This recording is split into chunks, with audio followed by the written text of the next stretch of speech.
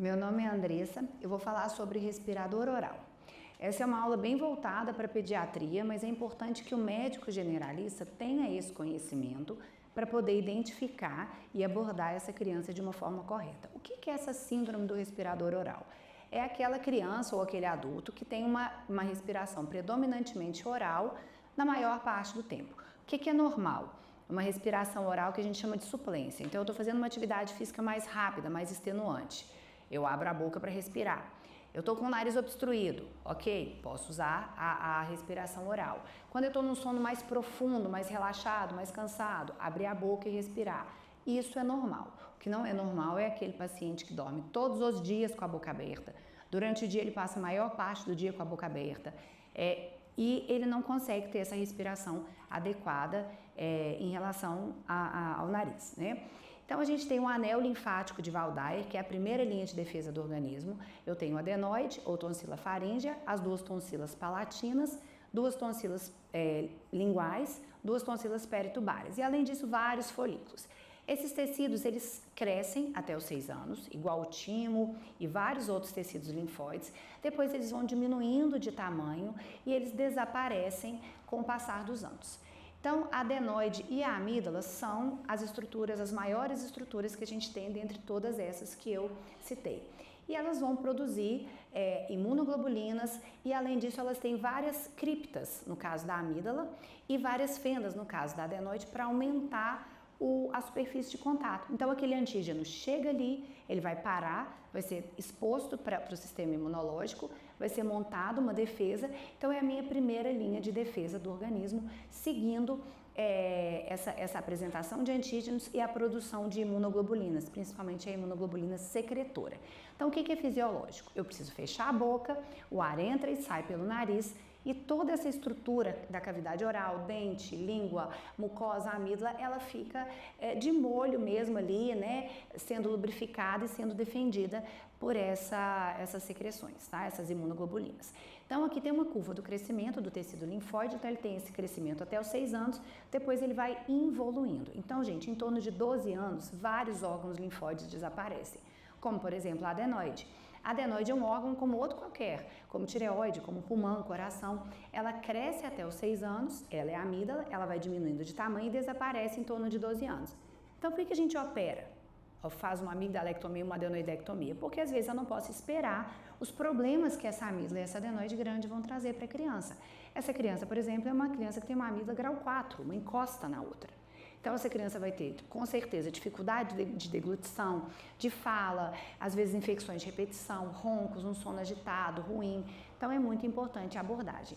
E lembrar que não é o tamanho da amígdala ou o tamanho da adenoide que indica a cirurgia, tá? Hora nenhuma nessa aula vocês vão falar, amígdala grau 4 é indicação de cirurgia, adenoide acima de 80% é indicação de cirurgia. Não. Então é o tamanho associado às repercussões clínicas que trazem para a criança. Então, a abordagem do respirador oral ela é multidisciplinar, porque às vezes eu tenho ali uma alteração de arcada dentária que não vai permitir que essa criança feche a boca. Eu vou precisar do odonto. Eu tenho uma alteração de postura ali que não vai permitir que essa criança tenha uma respiração eficiente. A fisioterapia tem que entrar. E às vezes uma alteração da musculatura que faz com que a fonoaudiologia também tenha que entrar. Então o que é importante é que esse diagnóstico seja precoce, porque ele traz alterações no crescimento. Então essa criança normalmente ela tem características que são muito típicas. O rosto ele é mais alongado, dólico, uma bochechinha ali, né, mais hipotônica, aquela boca está sempre aberta, o lábio superior virado para cima e vertido, o nariz normalmente ele é mais empinado, tem umas olheiras, aquele olhar mais caído, cansado. Então eu tenho uma série de alterações faciais que vocês vão ver que essas crianças todas que eu mostro aqui nas imagens, elas são, né, são imagens bem parecidas, né? Essa questão da hipotonia, do lábio, né, dessa face mais dólica. Então isso tudo vai causando alteração na musculatura. Então a criança ela precisa mamar preferencialmente no peito. Se ela não está no peito, ela precisa de ter uma mamadeira que ofereça uma resistência, porque o sugar é importante para desenvolver a musculatura, tanto mastigatória quanto da mímica facial e da fala, da fonação. Depois ela precisa comer comida amassada, não pode liquidificar essa comida porque é importante aquela textura pastosa da comida. Depois a gente começa a oferecer pedacinhos de comida para ela começar a mastigar. até 1 ano, onde ela vai receber a comida da casa normal. Então, isso tudo é muito importante. Esse primeiro ano de vida, essa alimentação da criança, seguindo essas orientações do pediatra, é fundamental para o desenvolvimento dessa musculatura e, principalmente, esse fluxo nasal e não oral é importantíssimo também para esse desenvolvimento.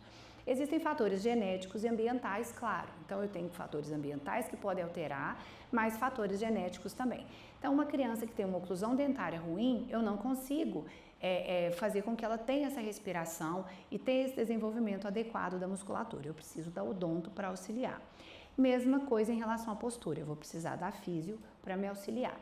E essa respiração oral vai atrapalhar, como eu falei, sucção, mastigação, a mímica facial e a fala. Então, é muito importante que a gente aborde, tenta tirar as questões ambientais e o que for de genético a gente corrige o mais breve possível.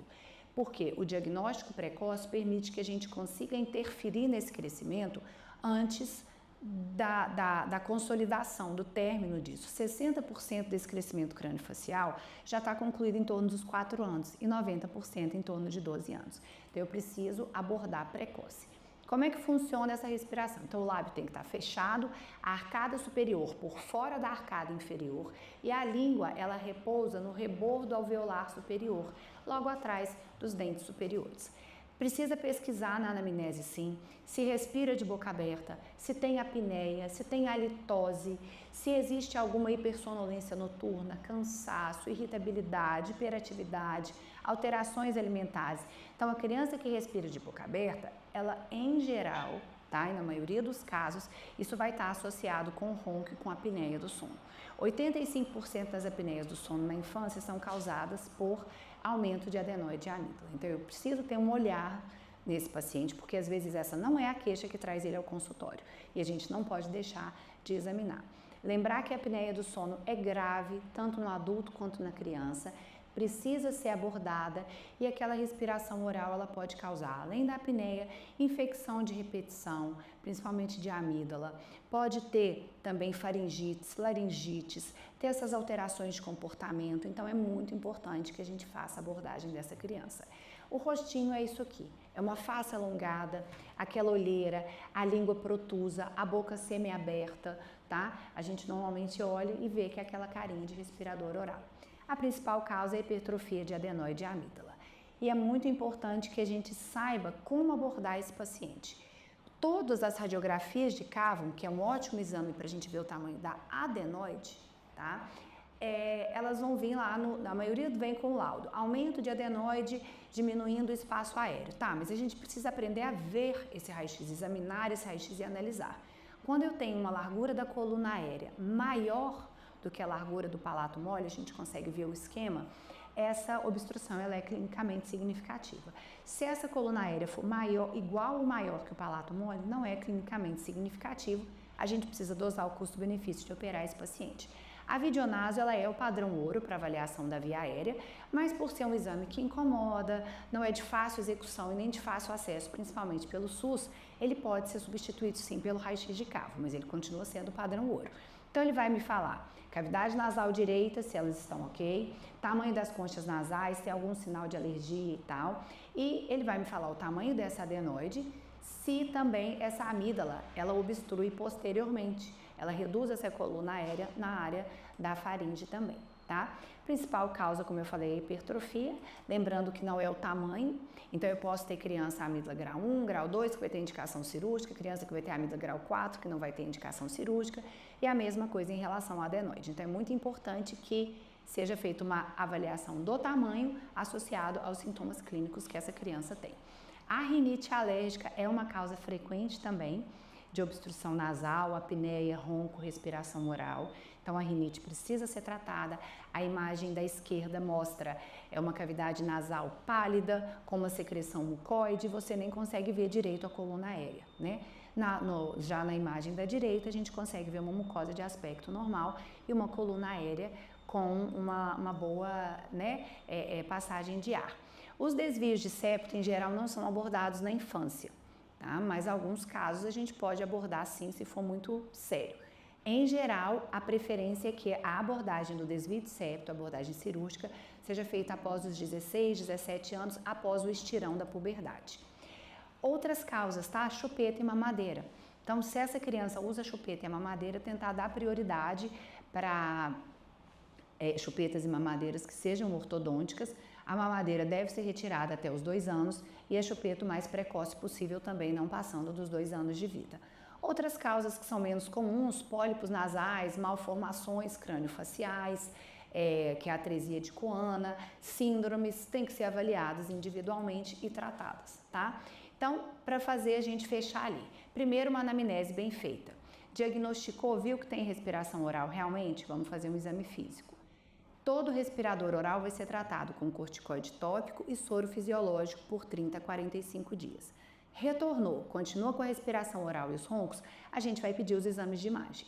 E aí eu posso pedir só um raio-x de cavo, se eu quiser avaliar só a adenoide, uma fibronaso ou videonaso, se eu quiser avaliar as 2 cavidades, a adenoide e a amígdala. Em casos onde eu vou programar a cirurgia, principalmente no adulto, a cefalometria e a polissonografia. Lembrar que a polissonografia continua sendo o exame padrão ouro para diagnóstico de apneia do sono, mas nas crianças a gente não faz de rotina pela dificuldade de execução do exame. Então, a primeira coisa, fazer o tratamento. Então, como eu falei, o tratamento é pelo menos 30 a 45 dias antes de pedir qualquer exame. Depois a gente pede os antihistamínicos, eu posso usar para auxiliar esse tratamento. E as propostas cirúrgicas em geral é a adenoamigdalectomia, a septoplastia com a turbinectomia nos casos de adultos ou adolescentes ou algum desvio mais grave que deve ser abordado na infância. Se tiver alguma síndrome, alguma coisa, a gente vai abordar também as obstruções, né, as questões obstrutivas dessa síndrome em geral é o bucomaxilofacial. Tá? Uma outra indicação de amigdalectomia, outras indicações além da apneia do sono e o ronco, que é a principal, são amigdalites de repetição, 7 por ano no último ano, bacterianas já são indicação, abscesso periamigdaliano, um episódio já é indicação, o cásium, que são aquelas massinhas brancas, é a halitose, foco de infecção também. Às vezes um paciente que tem glomerulonefrite, endocardite, alguma coisa também é infecção. A adenoidectomia, infecções de ouvido de repetição, a otite serosa é indicação de retirada da adenoide independente do tamanho, infecções nasosinusais de repetição, aquela criança que tem muitas infecções nasais o tempo todo, também é indicação além da apneia do sono. Esse é um aspecto de um pós-operatório de amígdala. É importante a gente saber entender isso porque é uma coisa que traz muita dúvida. Às vezes esse paciente de pós-operatório de amígdala, ele volta ao pronto atendimento porque é uma cirurgia que tem dor no pós-operatório e uma dificuldade de alimentação. E às vezes ele retorna ao pronto atendimento simplesmente porque não está conseguindo alimentar, aí essa criança pode ter desidratado, às vezes vômitos, e quando o generalista ou quem não tem costume com esse pós-operatório faz o exame físico, vê essa placa esbranquiçada com esse halo avermelhado e pensa em infecção. E não é, tá, gente? Esse branquinho não é placa. É fibrina, tecido de cicatrização. E essa hiperemia ao redor, a hiperemia normal que a gente tem no processo de cicatrização. Então, um paciente desse, ele não precisa entrar com antibiótico. A gente vai entrar com analgésico, vai dar o tratamento de suporte se ele não estiver conseguindo alimentar, estiver desidratado, enfim. Tá? A adenoidectomia é feita por curetagem, no exame físico a gente não consegue ver essa região porque ela está escondida ali atrás da úvula e ambas são feitas com anestesia geral. A septoplastia em casos bem isolados na infância e no adulto é uma indicação de rotina quando associada à obstrução nasal e apneia do sono. Depois que a gente faz a abordagem, libera a via aérea desse paciente, eu preciso ver se eu preciso de mais alguma coisa para conseguir fazer ele fechar a boca. Então eu preciso do ortodontista para consertar essa arcada dentária, essa hipotonia do lábio, da musculatura, a fonoaudiologia vai me ajudar? Tem alguma alteração postural que a físio precisa ajudar? Então, às vezes o paciente fala, eu acostumei a respirar de boca aberta. Mesmo estando com o nariz bom e tal, eu continuo respirando de boca aberta. Por quê? Porque às vezes eu preciso fazer um trabalho com a ortodontia, ou com a fono, ou com a fisioterapia, para esse paciente conseguir fechar, né, e manter essa respiração fisiológica. Então, gente, diagnóstico, inicialmente tratamento clínico, né, depois reavalia, mantém a queixa, a gente indica a cirurgia, tá? Era isso que eu tinha para trazer para vocês, obrigada.